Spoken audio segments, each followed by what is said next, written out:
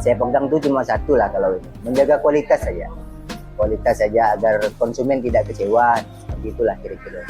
Kita tingkatkan kualitasnya, mutu pelayanannya kepada konsumen. Pokoknya sebagaimana trik berdagang itulah kan. Yang jelas tuh setiap bumbu yang kita buat tuh kita ujikan dulu di rumah, kita masak dulu di rumah seperti apa rasanya. Nanti kan kita bisa koreksi apa yang kurang, seperti itulah. Nah, pokoknya sampai sempurna lah gitu. Nggak pernah ngitung kalau sebulan tuh ya. Yang jelas tuh hari-hari itu kita ambil contoh seperti cabai lah ya, nah cabai itu bisa ya, karena ini kan masih kecil-kecilan maksudnya kan, bisa 1 kiloan cabai. Bayangkan 1 kiloan cabai itu kalau digiling bisa jadi 5 kilo. 5 kiloan, 5 kilo cabai. Berarti kalau 5 kilo kali 30 hari ada 150 kilo. Laba kotor, kalkulasi. Kalau satu hari itu kotor itu sekitar 1,2 juta, 1,3 juta tuh. 1,3 juta. Rata-rata lah itu. Kotor itu ya, kotor.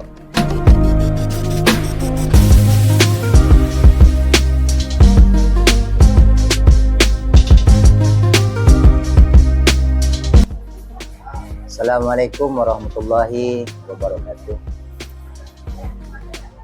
Perkenalkan, nama saya adalah Safarudin. Saat ini alhamdulillah sudah berumur kurang lebih 38 tahun. Alhamdulillah di usia 38 tahun ini saya telah berkecimpung di usaha, menjadi pengusaha kecil-kecilan, yakni usaha bumbu. Nama lapak kita adalah Lapak Bumbu Pesona Mempawah, beralamatkan di Pasar Sebukit Rama, Mempawah ya. Semua mudah-mudahan saya kira semua masyarakat Mempawah tuh pasti belanjanya di Pasar Mempawah, Pasar Sebukit Rama. Tempatnya lokasi usaha ini di depan pasar ayam ya, di depan pasar ayam atau pasar ikan. Pokoknya Lapak Bumbu Pesona Mempawah.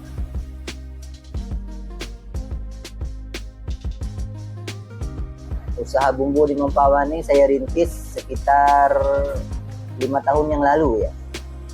Pasti tahun berapa itu ya? Nah, sekitar gitulah 5 tahunan yang lalu. 2018. Kurang lebih seperti itulah. Oh, sebelumnya kita ini serabutan dulu kerjanya.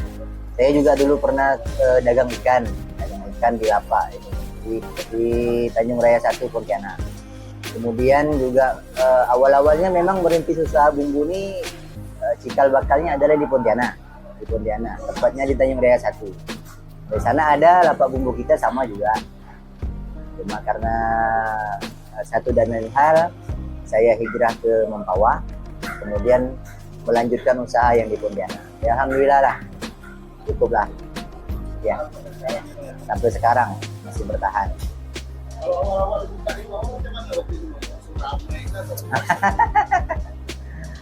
Cerita awal-awal nih ada suka ada duka lah ya.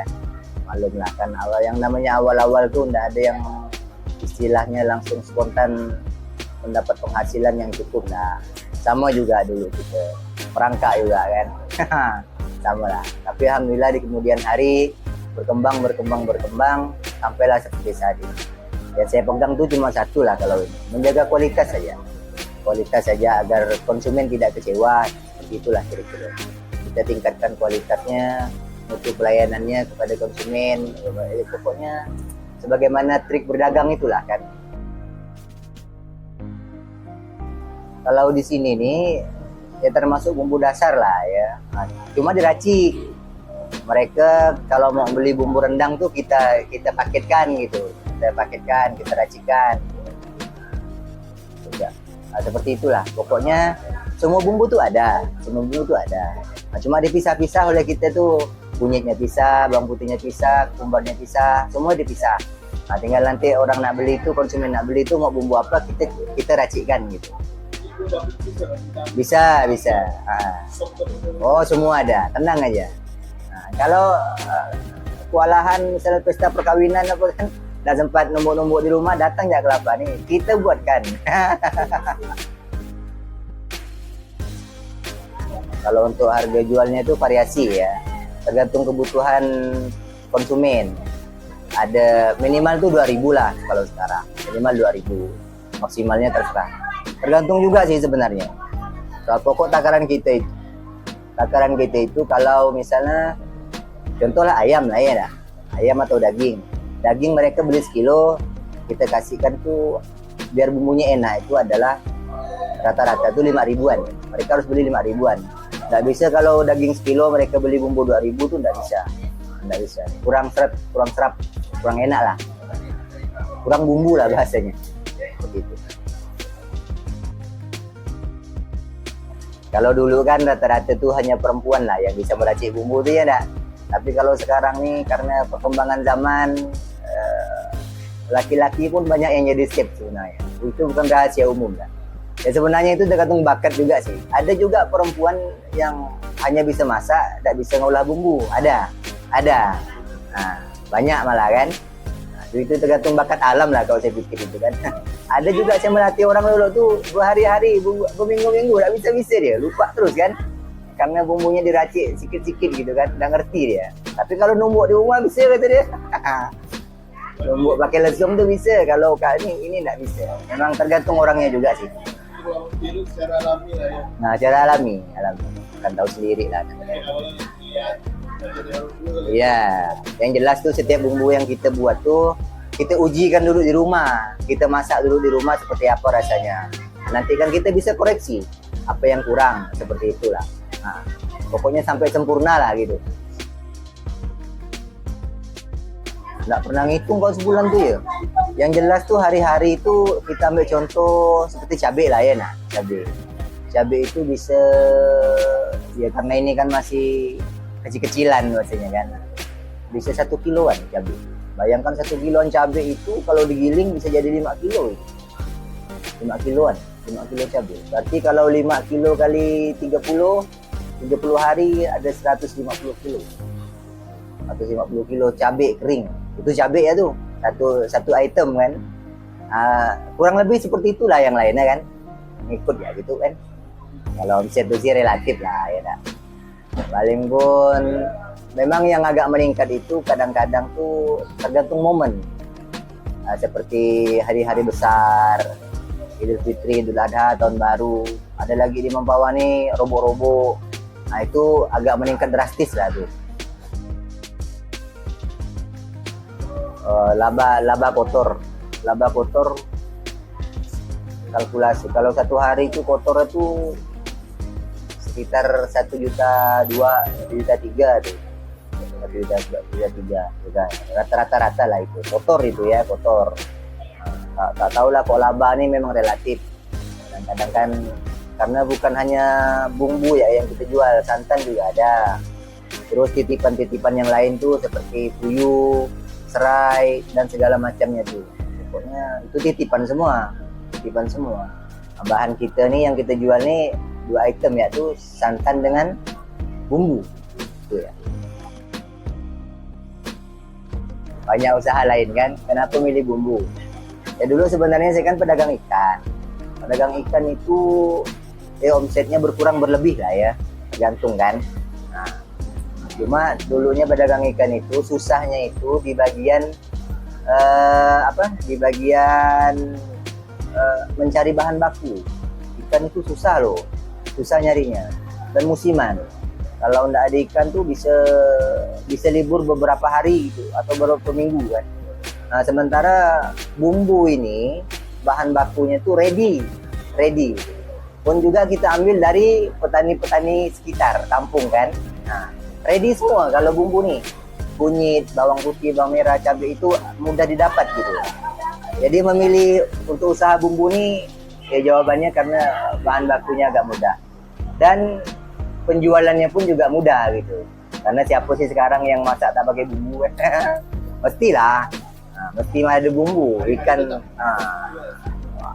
lauk pauk saya enak apa pun kalau tak dibumbukan dah enak. Mesti ada bumbunya.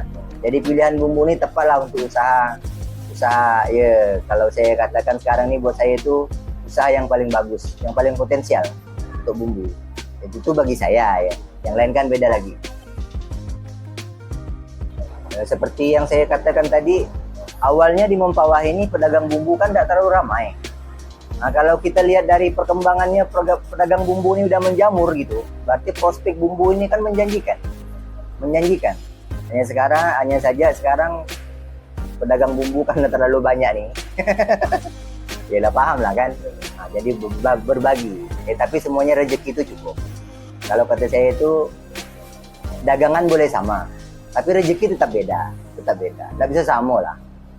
Sini jual bumbu, sana jual bumbu, sama-sama bumbu, tapi rezekinya tetap beda. Sama gak mau tuh mereka jual ikan, sama-sama jual ikan, rezekinya beda. Memang sudah diatur sudah semuanya. Tidak usah khawatir lah gitu. Ayolah dagang bumbu kalau yang mau dagang bumbu. Jangan khawatir, Mempawah masih terbuka luas. Masih banyak lapak-lapak kosong. Untuk kerja. Oh, yang membantu kerja di sini nih.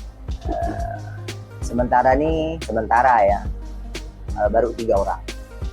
Sebenarnya berempat kami ini. Berempat. Hanya saja satunya itu kendala kendaraan. Jadi dia tidak bisa masuk karena kendaraannya tidak ada. Kita maklum lah kan. Lagipun dengan 3 orang ini masih bisa masih bisa teratasi lah. Kita kan harapkan kenapa pelayannya harus ramai supaya konsumen tuh puas. Mereka tidak ngantri terlalu lama gitu. Nah, jadi kita bagi-bagilah.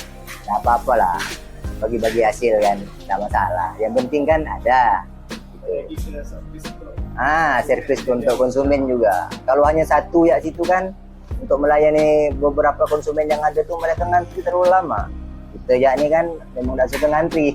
Kalau bisa datang langsung balik kan gitu. Nah, gitu lah.